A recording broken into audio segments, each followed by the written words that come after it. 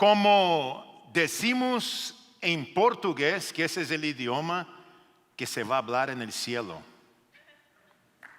O sea, si tú tienes planes de ir al cielo, más te vale aprender portugués. Bom dia, boa tarde ou boa noite. De pronto tú estás como algunas personas que conocemos que nos ve desde Italia, ya es casi noche.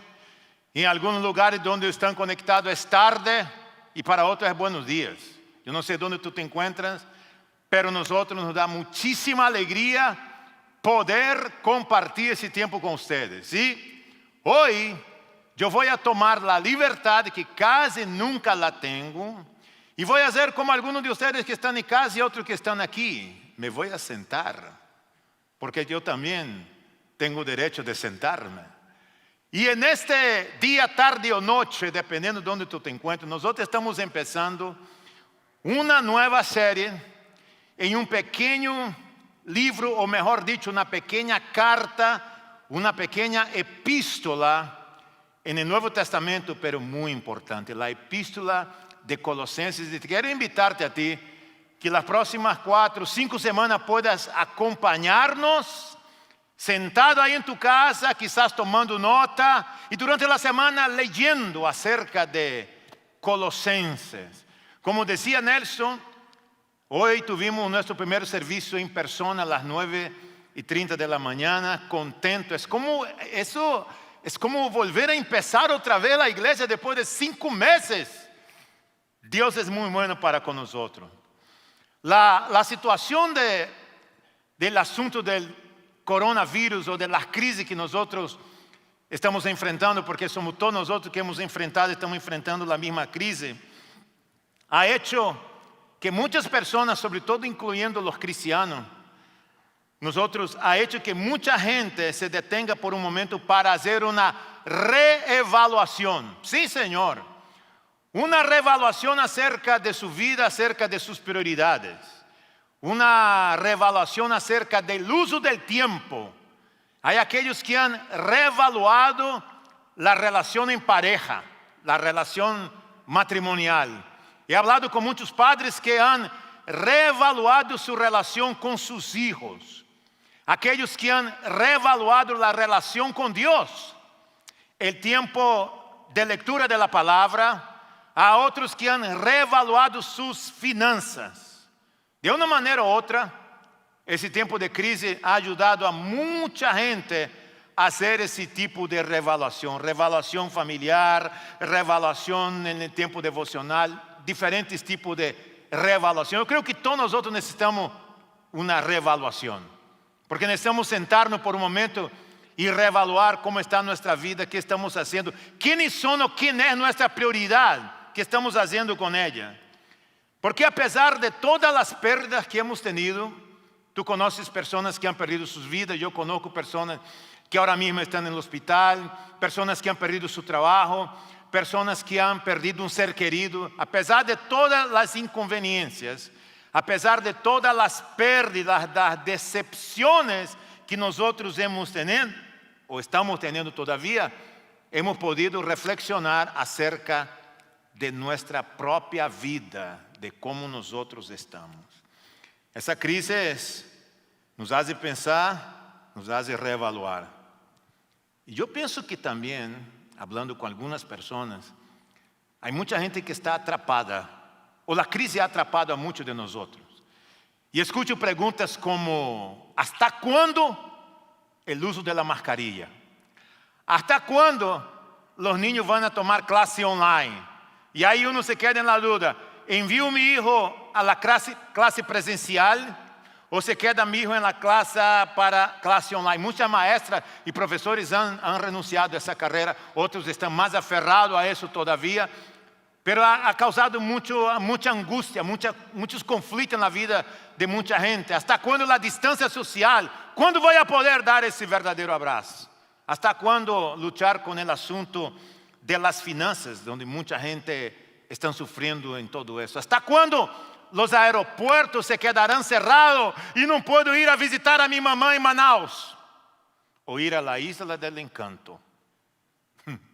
¿Hasta cuándo? La gente se pregunta. Yo tengo mucha gente con quien hablo todos los días y obviamente que son preguntas y reflexiones muy sabias, pero de una manera u otra la crisis nos tiene a nosotros atrapados. En el día de hoy, yo voy a estar aquí como si fuera el profesor, como si estuviera enseñando en la residencia o en el instituto que tenemos aquí. Cuando estoy enseñando en el instituto tengo la oportunidad de sentarme con todas mis notas, con mi Biblia. Algunas veces como maestro no tienes que leer sus notas para no poder dejar pasar nada en blanco. Es importante pensar en eso. Escuchaba otro día un pastor hablando y él estaba tan angustiado, tan frustrado que yo sentía en mi propia piel la frustración de este hombre. Él hablaba y yo tomaba nota de lo que él decía, porque yo quería compartir eso con ustedes sin dejar escapar absolutamente nada de lo que este hombre decía acerca de la frustración que él sentía por causa de que algunos creyentes de las iglesias en el pueblo donde él vive ahorita mismo han dejado de ofrendar, han dejado de servir, han dejado de apoyar y tener la iglesia local como prioridad. Escuchen rápidamente lo que este hombre decía en su angustia, hablando a otras personas. Él decía, varias iglesias en mi pueblo están cerrando sus templos porque ya no pueden pagar el alquiler del edificio. Ya no tienen recursos para cubrir los gastos. Él decía que la gente ha dejado de dar, la gente ha dejado de ofrendar, la gente ha dejado de preocuparse por la congregación. Él dijo eso que me llamó mucho la atención. Todas las bicicletas del pueblo, las tiendas de bicicleta, vendieron todas las bicicletas. No hay bicicleta porque ahora todo el mundo está comprando bicicleta. Entonces, todas las tiendas vendieron todas las bicicletas. Decía el pastor que las personas compraron todas. La tienda Amazon online, que todos lo conocemos, ha vendido como nunca antes en su historia. La gente está más preocupada ahora con su físico. Y esto es bueno, decía él, pero muchos se han obsesionado y se han endeudado aún más para cuidar de su cuerpo. Otros han invertido en nuevos proyectos, han comprado más, se han endeudado más. Y el pastor seguía diciendo esto, pero ni todos en la ciudad o en la congregación han quedado sin trabajo. Es más, él dijo, muchos creyentes siguen recibiendo su salario, otros están ganando más plata que antes del coronavirus, pero muchos cristianos han quitado la iglesia de su lista de prioridad. Han dejado a Dios a un lado, ya no leen la Biblia como antes, ya no pasan tiempo meditando como antes, ya no tienen devocional como antes, ya no dan como antes, ya no sirven a los demás como antes. Se han olvidado que nosotros somos la sal de la tierra, la luz del mundo. Para eso nos llamó Dios, dice él. Se han olvidado por completo de lo que es las cosas de Dios, de sostener la obra de Dios. Nosotros, decía él, como creyentes somos los responsables, porque ninguna iglesia puede seguir haciendo lo que está haciendo sin el apoyo, sin la ayuda de los miembros de la iglesia, porque él decía que la iglesia no recibe ayuda de otro lugar, no recibe ayuda del gobierno, de otra entidad. La iglesia se mantiene exclusivamente a través de los diezmos, de las ofrendas de las demás personas. Dijo el pastor, tenemos que volver a lo básico, dice él. Tenemos que volver a la intimidad con Dios, tenemos que volver a la oración, tenemos que regresar a la lectura de la Biblia, tenemos que regresar a las vigilias de oración, tenemos que regresar, volver y prostrarnos delante de Dios, humillarnos y quebrantarnos delante de Él. Tenemos que volver a tener un corazón compasivo, volvamos a Dios y tenemos que volver a poner a Cristo en el centro, dice Él. Esas son sus palabras. Tomé nota, lo apunté. Cuando escuché todo esto, yo me puse a pensar, el pastor da Silva, cuán importante es Cristo en la vida de un creyente realmente. ¿Cuál es la prioridad de un creyente cuando hablamos de Cristo? ¿Es Dios realmente una prioridad para nosotros? Bueno, en esta nueva serie que nosotros estamos empezando justamente hoy, en la carta del apóstol San Pablo a los Colosenses, Pablo trata acerca de este problema. Es una carta corta. Pablo estava en la cárcel quando la escribió, primer siglo. Es a donde es hoy conocido como Turquía. Los que han ido a Turquía saben acerca de eso. Y esta carta es tan interesante porque Pablo está tratando ese tema. Los cristianos de Colosas, de la ciudad de Colosas, debido a los problemas que empezaron a surgir en la iglesia, quitaron a Jesucristo del centro de sus vidas. Y algunos estaban intentando quitar a Jesucristo del centro de la iglesia. ¿Tú sabes cuál era el problema aquí? Era que un grupo de sectarios, de sectas que había en aquel entonces, viajaban de pueblo en pueblo, hablando a la gente creyente de aquella época, primer siglo, diciendo a ellos: hey, Jesucristo no es realmente lo que ustedes creen. Jesucristo no es realmente aquello que los cristianos profesan ser. ¿Saben lo que hacían esas personas? Traían discordia en el seno de la iglesia. Traían confusión a los cristianos. Y muchos creyentes debilitados de su fe, muchos creyentes que realmente no estaban firmes, empezaron a creer en estas falsas doctrinas, empezaron a creer en esas enseñanzas de los falsos maestros y empezaron a quitar a Jesucristo y colocarlo abajo. El propósito de los sectarios de aquel entonces era sacar a Jesucristo de aquí y ponerlo abajo. Mover a Jesucristo de su trono y decir a la gente: hey, Jesucristo no es realmente el centro. Ese era un problema serio. Entonces Pablo, el apóstol San Pablo, escribe esa carta para justamente eso, para corregir. Escribe esa carta para ayudar. Escribe esa carta para motivar a los cristianos de Colosas a traer de regreso el Cristo que salva al centro de sus vidas. Nosotros vamos a leer algunos versículos de esta carta de Colosenses y te voy a pedir, te voy a suplicar algo importante, algo muy importante te voy a suplicar. Ahí en tu casa y las personas que están aquí conmigo, si pueden leer, abrir su Biblia en el capítulo 1, capítulo 1 de la carta de Pablo a los Colosenses. Y vamos a leer el versículo 15. Ahí uno dice: Pastor Raziva, ¿por qué el versículo 15? Porque el versículo 15 al 20 es a donde se encuentra la tesis de Pablo. La tesis de toda esta carta se encuentra en esos versículos. El corazón de esta carta, se encuentra aquí. Ya la próxima semana vamos al versículo 1 al 14. Pero es importantísimo que nosotros podamos leer. Vamos a leer y escucha lo que dice la palabra de Dios en Colosenses 1, versículo 15 al 20. Él, Jesucristo, es la imagen del Dios invisible. Es Pablo trayendo a Cristo de regreso al centro. El primogénito de toda la creación, porque por medio de Él fueron creadas todas las cosas. Iglesia, familia, jóvenes que me están escuchando, por medio de Él fueron creadas todas las cosas, no algunas cosas, todas las cosas en el cielo y en la tierra. Y esas cosas pueden ser invisibles y las cosas visibles e invisibles. Sean tronos, poderes, principados o autoridades. Todo ha sido creado por medio de Él y para Él. Él es anterior a todas las cosas. Él ya existía antes de todo.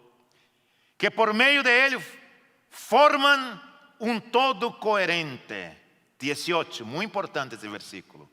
Él es la cabeza del cuerpo. Él es la cabeza del cuerpo, que es la iglesia. Él es el principio, el primogénito de toda la resurrección, para ser en todo el primero, para ser en todo el primero. Porque a Dios le agradó habitar en Él con toda su plenitud, dice la palabra, toda su plenitud.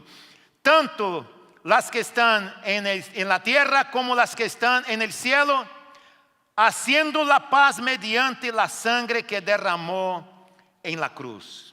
Mediante la sangre que Él, Jesucristo, derramó en la cruz. A mí me impresiona muchísimo esos versículos. Yo creo que ese es aquel tipo de texto que todo creyente verdadero en Cristo Jesús debería conocerlo, debería meditar y debería casi que saberlo de memoria. Porque Pablo está diciendo acá que Jesucristo es prominente y preeminente. Prominente y preeminente. No solo que es el preferido, pero es preeminente. Y uno se pregunta, ¿qué significa esto? Yo creo que la mejor manera de explicar ser el primero y preeminente es pensar, si tú que me estás escuchando, tú estás casado, ¿ok? O si estás soltero, tiene una novia, o estás orando por una. Sigue orando, por favor. Pero digamos que tú estás casado, es día de tu aniversario de boda. Aniversario de boda. Y decides comprar unas flores para tu mujer. Bueno, 18 años nunca compraste, pero ahora, después de 18 años, decides comprar una. No en el supermercado, en la florería. Y llegas a tu casa con esas flores hermosas. Y te acerca a tu mujer. Y te dice, y tú le dices a ella de cariño, flaquita de mi vida.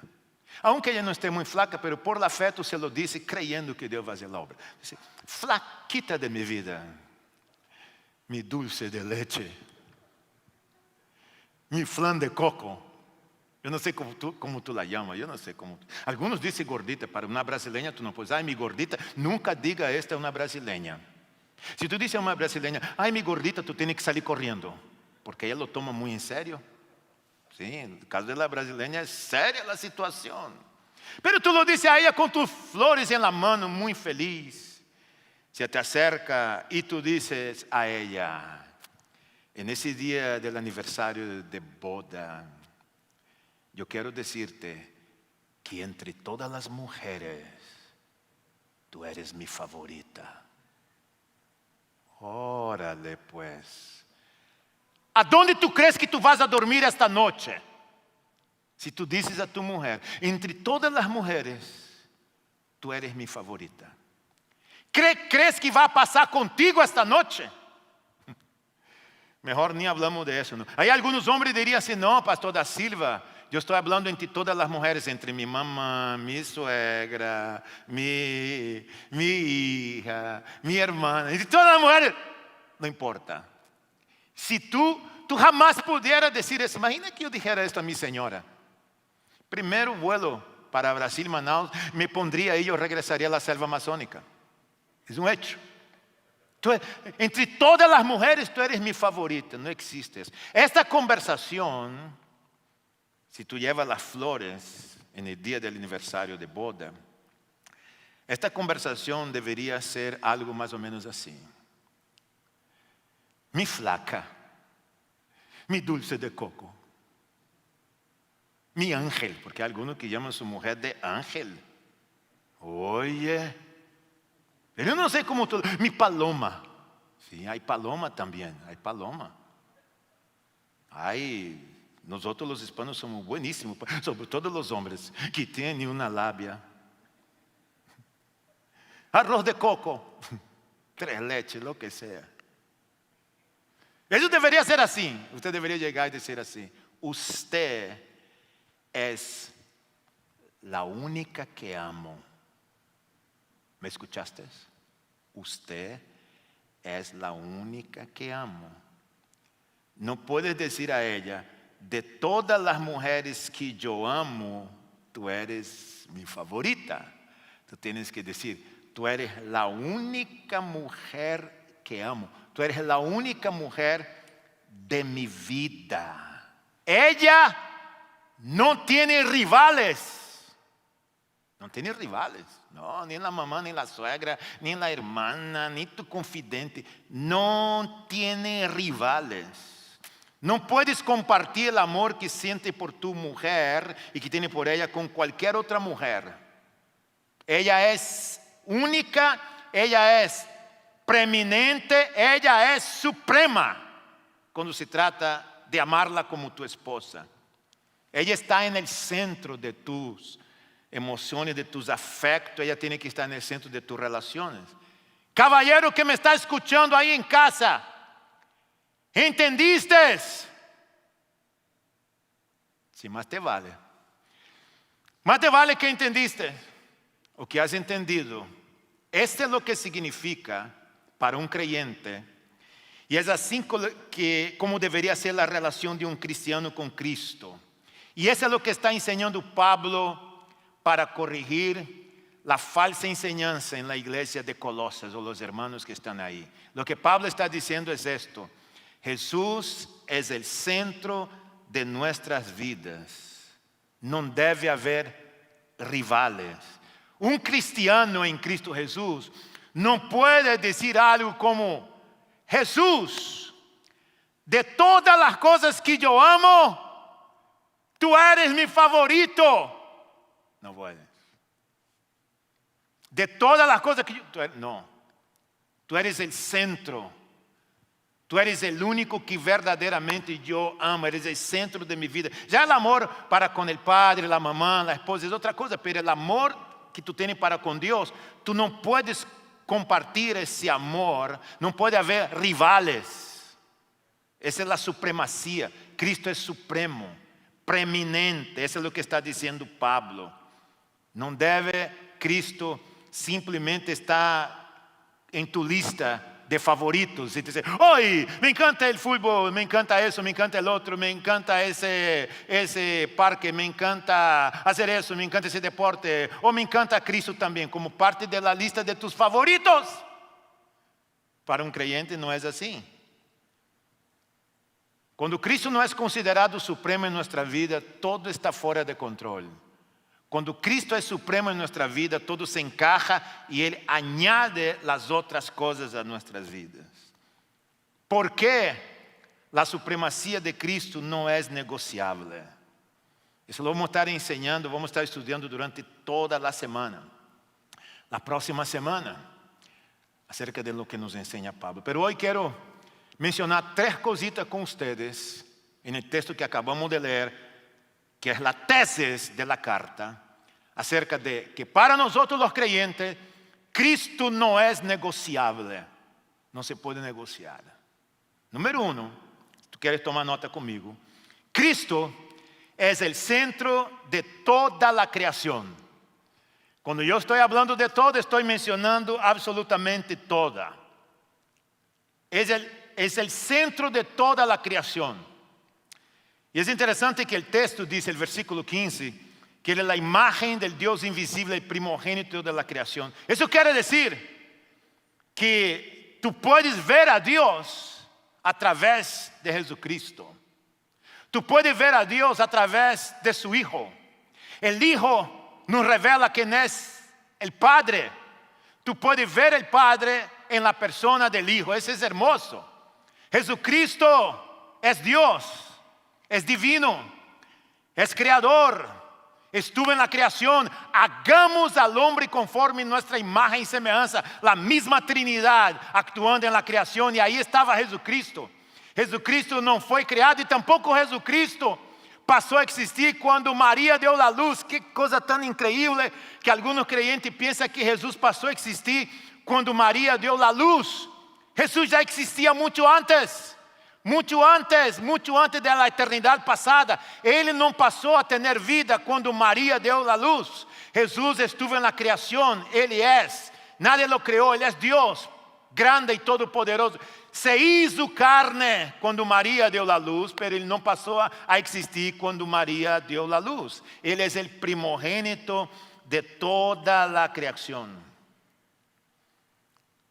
Las sectas, como en el primer siglo y como hoy, andan por ahí tocando nuestras puertas, dejando folletos, o en la internet en muchos lugares, intentando sacar a Cristo del centro del cristianismo, y andan intentando decir que Cristo no fue nada más y nada menos que un hombre bueno como el profeta Muhammad, como Moisés, como Abraham.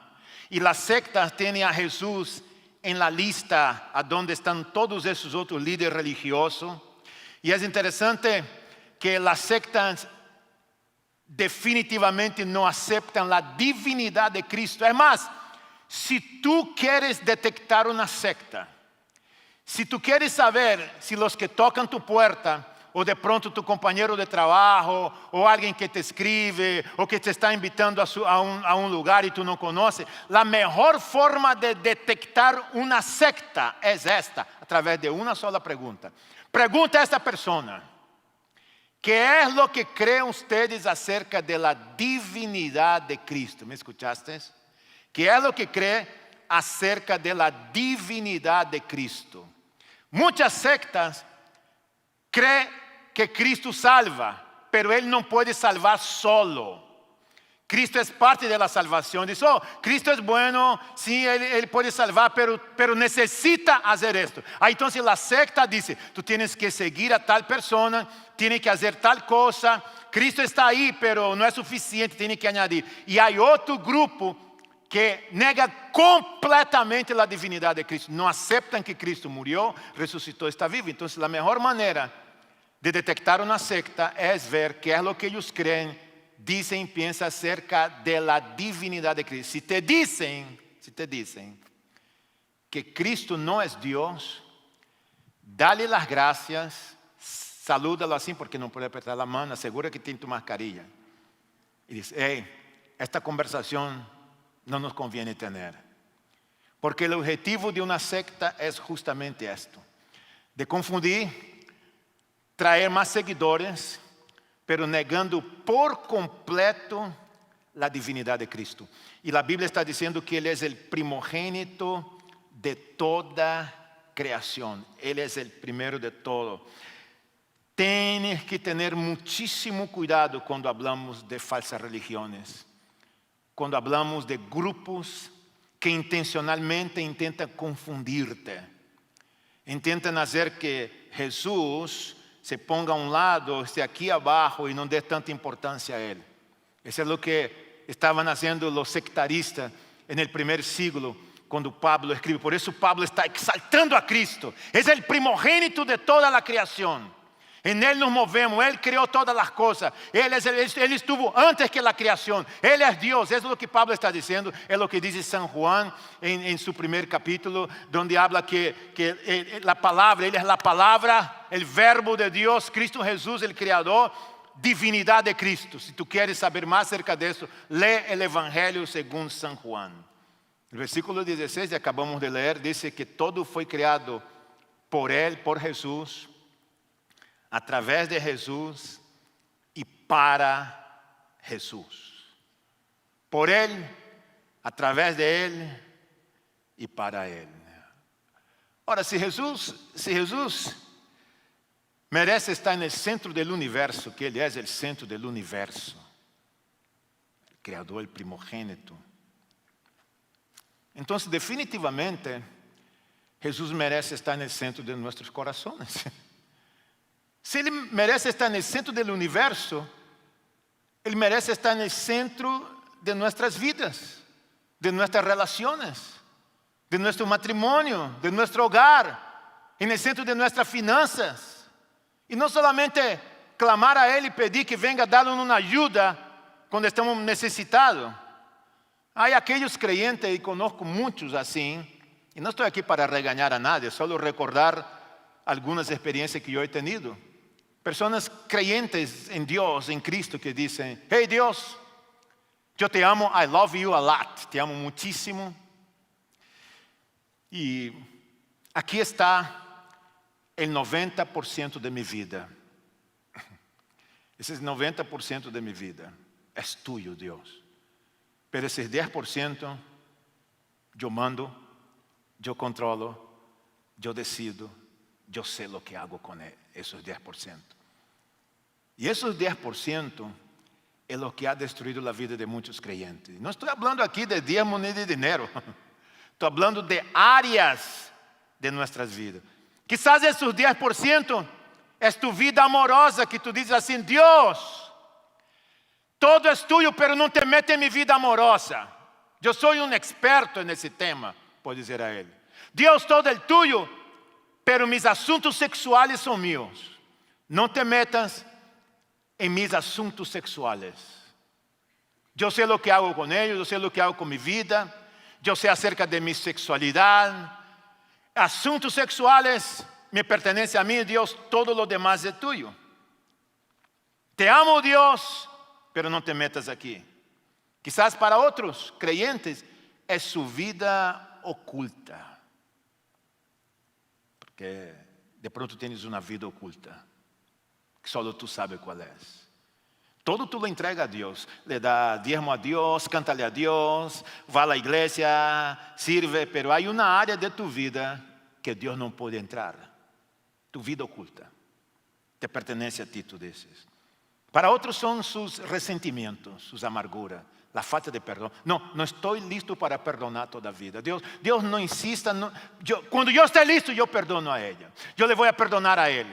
Yo voy a recibir su perdón. Yo voy a reconciliarme con él. Entonces la gente dice, hey, ese es tuyo, 99 es tuyo, pero esos 10%, por favor, no te metas aquí que me pertenece a mí. Vida cristiana, y cuando Cristo es el centro de nuestra vida, tal cosa no puede existir. Yo no sé cuál es el área de tu vida, pero te digo algo, si Jesús es el centro del universo, como creyente tenemos que dejar que Él pueda ocupar todas las áreas de mi vida. Todas las áreas de mi vida. La segunda cosa importante en lo que Pablo nos enseña aquí es que Cristo es la cabeza de la iglesia. Él mismo lo dice, es la cabeza de la iglesia. Y déjame decirte algo aquí, tú no sabes. Pastor Jimmy no es la cabeza de la iglesia. Pastor Gustavo Buitrón no es la cabeza de la iglesia. Pastor David Ramos tampoco es la cabeza de la iglesia. Pastor da Silva jamás tampoco es la cabeza de la iglesia. No fue el doctor Billy Graham la cabeza de la iglesia. No es John Piper el teólogo en nuestro mundo contemporáneo. Tampoco es Andy Stanley. Cabeza de la iglesia no es un rabino, tampoco es un cura o es el papa. Cabeza de la iglesia no es un pastor o líder de una gran religión, no lo es. La iglesia tiene una sola cabeza y esta cabeza se llama Jesucristo. Todos esos hombres, con muchos otros más, sirven a la iglesia, pero no son la cabeza de la iglesia. No fundaron la iglesia. No dieron su sangre para fundar la iglesia. La cabeza de la iglesia es Jesucristo, nuestro Señor. Él es la cabeza de la iglesia. No hay nada más y nada menos, no es religión, no es el dogma, no es un grupo, no es un hombre, no es una mujer, es Jesucristo. Y los creyentes somos miembros del cuerpo a donde Cristo es la cabeza. ¿Te imaginas un cuerpo sin una cabeza? Es más, una cabeza sin un cuerpo no hace daño a nadie, no hace nada, no tiene ningún poder. En el momento que se desconecta la cabeza del cuerpo, ambos no pueden hacer nada, no sirve para nada. Puede haber un cuerpo sin un brazo y la persona sigue viviendo, sigue haciendo cosas increíbles. Conocemos personas que tienen una deficiencia física en una pierna y tenemos los Juegos Paralímpicos, pero en el Juego Paralímpico tú no verás nadie sin cabeza. ¿Has visto a alguien participar de los Juegos Paralímpicos sin cabeza? No, pero tú puedes ver sin piernas, sin brazos, sin mano, sin una oreja. ¿Por qué? Porque la iglesia de Cristo no puede subsistir y no puede tener vida si no tiene cabeza. Y la cabeza de esta iglesia es Jesucristo. Es la cabeza, nosotros somos solamente el cuerpo. Cuando Jesucristo es la cabeza, Él es todo. Quizás tú has oído a algunos cristianos por ahí decir, hey, yo amo a Dios, yo amo la Biblia, pero no me interesa ir a la iglesia. No me interesa el cuerpo de Cristo, me interesa solamente Cristo. Y tú puedes escuchar eso por muchos lados. La gente decir, la iglesia está llena de hipócritas. Solo quieren mi dinero. La gente está llena de personas interesadas.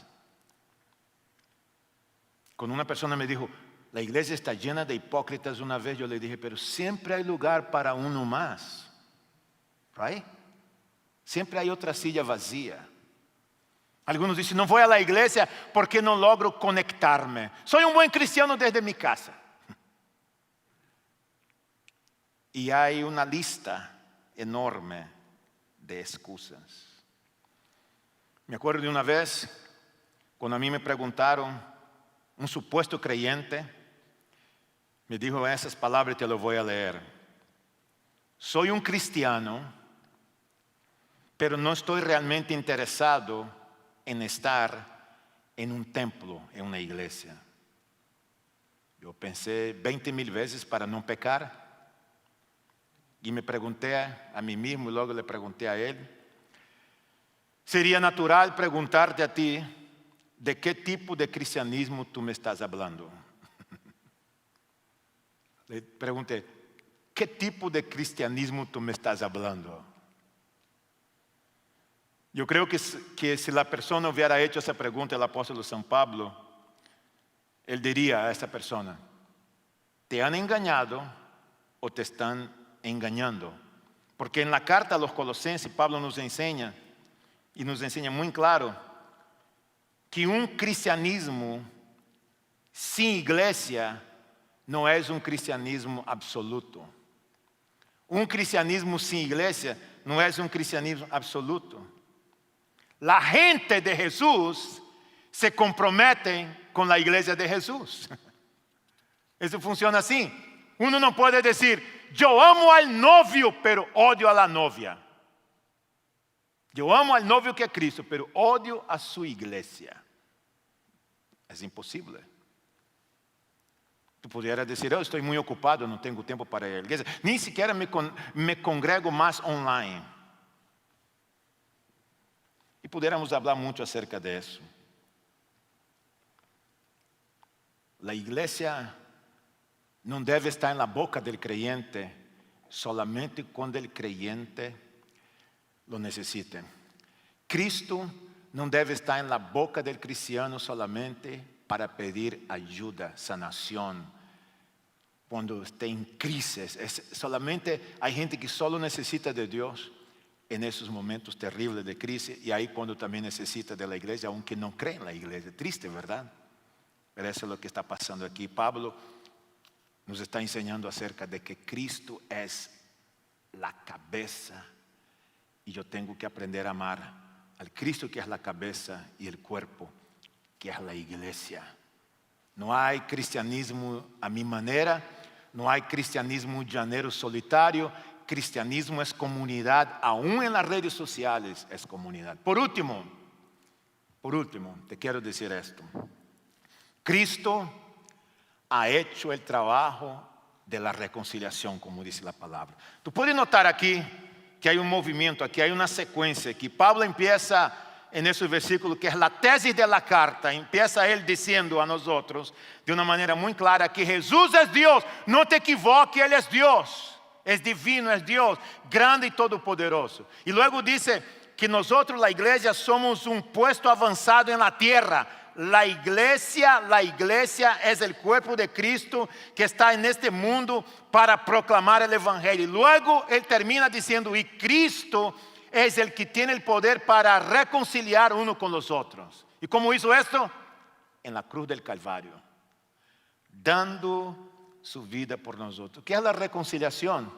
Reconciliación no es nada más y nada menos que tomar dos cosas que se han roto y arreglarlas, juntarlas.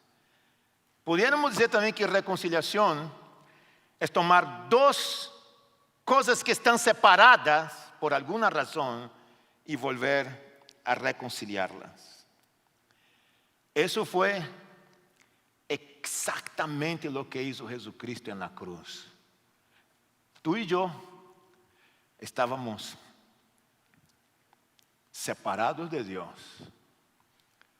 apartados de Él, viviendo a nuestra manera. La Biblia dice que Dios amó tanto al mundo que dio a su Hijo unigénito para que todo aquel que en Él cree no se pierda, mas tenga vida eterna.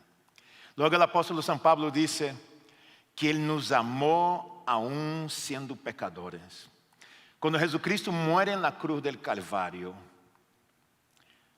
lo lleva a la sepultura, Él está muerto y queda muerto por 3 días, pero el Padre lo levanta de entre los muertos, Él resucita. Cuando yo reconozco esto y coloco mi fe en Jesucristo, entonces la muerte y la resurrección de Jesucristo me está tomando a mí, José da Silva, y reconciliándome con el Padre. Y ahí entonces yo y ustedes podemos tener comunión, intimidad con Dios únicamente a través de Jesucristo, porque Él ha hecho el ministerio de la reconciliación y luego nos dio a nosotros este ministerio de la reconciliación. Ese es Jesucristo. Yo espero que ese tiempo de crisis no sirva para alejarte de Dios, sino para crecer en relación e intimidad con Él. Yo quiero orar con ustedes. Quiero pedir al Señor por tu vida. Quiero pedir al Señor que Él siga derramando de su gracia sobre ti. Gracias por estar conectados con nosotros. Gracias por estar orando por nosotros. Yo te quiero instar a donde tú te encuentres. Si tú estás fuera de los Estados Unidos, si tu iglesia ya abrió las puertas, están siguiendo todos los protocolos que hay que seguir, o si que vayas a tu congregación, si no estás listo para regresar, desde donde tú te encuentras, toma tu teléfono, llama a la gente, ora por la gente, anima. No dejes de ayudar a tu iglesia. Escucha el clamor de ese pastor que les hablé en el inicio, que los templos se están cerrando porque la gente ha quitado a Dios de su lista de prioridad. No dejes de dar. Cada cosa que tú haces, cada oración, cada ayuda es muy importante para que la iglesia siga avanzando. Jesucristo es la cabeza. Padre, te damos gracias por tu palabra y por la vida de cada persona que está conectado con nosotros. Bendice a cada familia representada en ese momento, aquí y en las redes sociales. Ayúdanos a traer a Jesucristo de regreso al centro de nuestras vidas. Que Él no tenga ningún rival y que Él sea el primero. En tu nombre nosotros oramos. Nosotros vamos a cantar una otra canción y luego yo voy a regresar para compartir con ustedes unos próximos pasos. Que el Señor te bendiga.